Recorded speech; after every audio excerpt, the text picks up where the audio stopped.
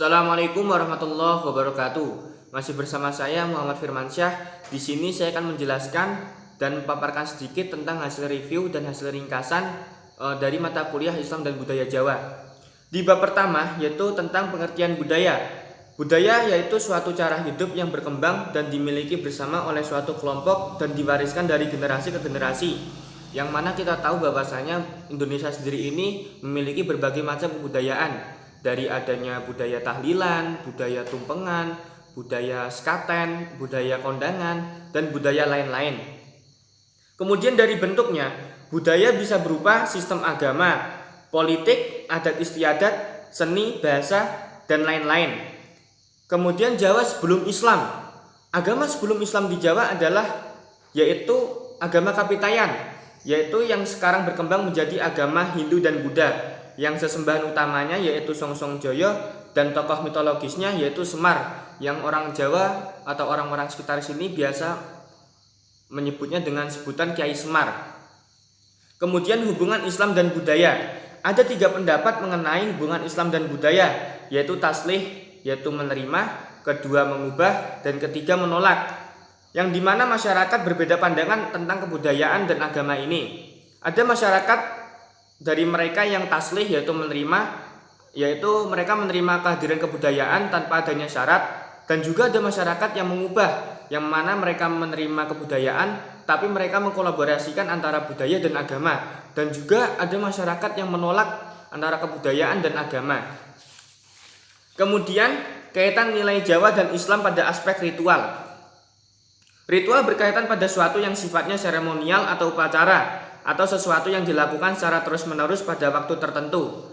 Dan akulturasi kebudayaan Jawa dengan Islam ada karena prinsip orang Jawa, yaitu salah satunya melu banyu mili atau nrimo ing pandum, yang dimana orang Jawa berpendapat bahwasanya mereka berprinsip melu banyu mili, yaitu mengikuti arus sajalah, yang dimana mereka berpikir bahwasanya urusan di sini itu sudah ada yang mengatur, yaitu diatur oleh Yang Maha Kuasa. Jadi sudah ada alurnya atau sudah ada jalurnya. Kemudian juga dadio banyu ojo dadi watu, yang dimaksudkan memiliki arti jadilah air yang bersifat tenang, luas, tidak seperti halnya batu yang bersifat keras, atau maksudnya yaitu keras kepala. Kemudian universalisme Islam. Universalisme Islam dan lokalitas Jawa bisa berjalan harmonis, sehingga Islam dan kebudayaan lokal tidak saling mengalahkan, melainkan berusaha untuk mempertemukan jembatan antara budaya dan agama Islam itu sendiri, yang mana mereka mengkolaborasikan antara budaya dan agama, sehingga terciptanya keharmonisan dalam hubungan budaya dan agama. Kemudian pribumisasi Islam. Pribumisasi Islam adalah ikhtiar dan upaya untuk menghindari perlawanan konflik dari kekuatan budaya setempat dengan agama Islam, sehingga budaya tersebut tidak hilang dan menjadikan budaya dan agama tersebut menjadi padu, yaitu mereka mengkolaborasikan antara budaya dan agama dengan maksud tidak adanya kehilangan dari salah satunya, yaitu hilangnya budaya maupun hilangnya agama, yang dimana kalau mereka mengutamakan agama dan tidak mementingkan kebudayaan, maka kebudayaan mereka yang telah lama ada itu akan menghilang. Begitu juga ketika mereka mengutamakan kebudayaan. Apabila mereka mengutamakan kebudayaan yang telah lama ada, maka agama yang datang seperti halnya agama Islam tidak akan mereka terima sama sekali. Seperti itu. Kemudian yaitu santri, priai, dan abangan. Santri di sini maksudnya adalah mereka yang memeluk dan menganut agama Islam sebagai jalan hidupnya. Yang kedua priai, yaitu mereka yang bekerja sebagai pegawai atau para cendekiawan biasanya pada pemerintahan daerah. Dan ketiga yaitu abangan atau kaum kejawen.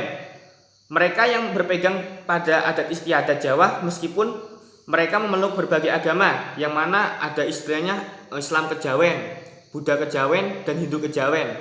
Mereka tetap mengutamakan kebudayaan, tetap menganut agama mereka, tetapi tetap melaksanakan adat istiadat yang telah menjadi kebudayaan mereka. Seperti itu. Kemudian di bab selanjutnya yaitu dakwah Wali Songo. Datangnya Wali Songo datang ke Indonesia untuk menyampaikan dakwah Islam, dan sampai sekarang pun masih kuat dan masih lekat. Di antaranya yang menjadi perantara media dakwah mereka yaitu adanya wayang, gamelan, dan lain-lain. Dan juga pondok pesantren yang menjadi lembaga penyebaran agama Islam yang diciptakan oleh para wali songo.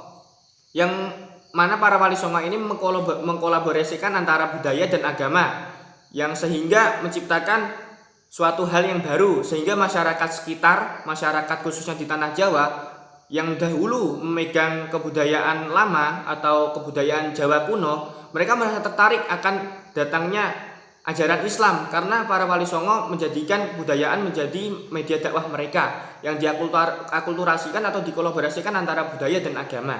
Seperti itu. Kemudian kejawen. Kejawen adalah berawal dari keperkasaan peradaban Mataram menjadi Surakarta dan Yogyakarta. Kejawen dinyatakan sebagai gaya hidup keagamaan yang bernuansa mistis dan di dalamnya ada adat istiadat, etika, tradisi hingga membentuk Javaisme atau kejawen itu sendiri, yang dimana istilahnya ada Islam kejawen, Hindu kejawen, dan Buddha kejawen. Mereka tetap beragama apa yang telah mereka anut, tapi mereka tidak meninggalkan adat istiadat yang menjadi kebudayaan mereka, seperti halnya sesaji atau tumbal dan lain sebagainya. Mereka masih berkeyakinan tentang adat istiadat atau kebiasaan ritual yang biasa mereka lakukan. Kemudian Islam dan Sufisme. Terdapat satu pernyataan yang menarik di buku Atlas Wali Songo, yaitu mengenai Sufisme dan Jawa. Ketika dakwah Wali Songo diterapkan di Jawa dengan keberadaan Sufisme, paham Sufisme ini sifatnya terbuka, luas, dan adaptif, jadi saling menghargai, yang dimana sebelumnya masyarakat Jawa sendiri ini telah memiliki Sufisme yang tinggi, yaitu di bidang ketauhidan. Mereka telah mengenal Tuhan dengan istilah kan kena kinoyo ngopo, yang mereka sebut dengan sebutan Sang Suwung. Mungkin cukup itu yang bisa saya sampaikan dari ringkasan mata kuliah Islam dan Budaya Jawa. Kurang dan lebihnya saya mohon maaf. Wassalamualaikum warahmatullahi wabarakatuh.